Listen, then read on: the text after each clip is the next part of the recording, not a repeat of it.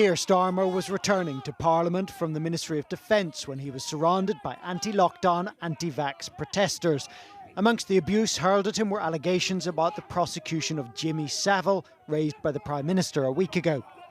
The encounter was filmed by a group called Resistance GB as the police made a decision to remove Sir Keir by car. The Prime Minister's words are being blamed for the incident by a number of Tory and Labour MPs.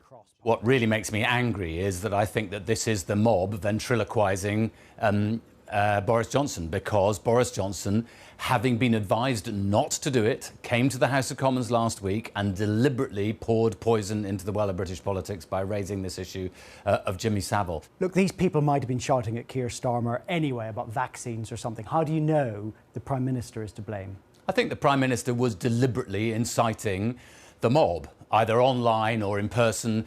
In a tweet, the Prime Minister wrote, "The behaviour directed at the leader of the opposition tonight is absolutely disgraceful. All forms of harassment of our elected representatives are completely unacceptable."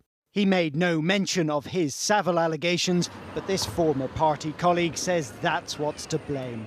It's a disgraceful episode, and it's part of a cycled downward spiral of behaviour in our politics. And of course, I'm afraid it has been fomented and encouraged by the Prime Minister. Last week, the Prime Minister clarified his words on Mr Starmer's involvement in the case. I totally understand that he had nothing to do personally with those decisions. But his original comments were still disowned by ministers, including the Chancellor. Being honest, I wouldn't have said it, and I'm glad that the Prime Minister clarified what he meant. As the two men toured a hospital in Kent this morning, the Prime Minister denied there was a rift. The Chancellor notably didn't back what you said about Keir Starmer when he was asked about it last week. Do you ever worry that the Chancellor might be after your job? I think that what we're doing is working together across the whole of government to fix the COVID backlogs, which, believe me, is a massive priority for us, for everybody in the country. And, no doubt about the Chancellor's loyalty. Absolutely not. Even so, Number 10's new Director of Communications has his work cut out. What's the first thing you're going to do today?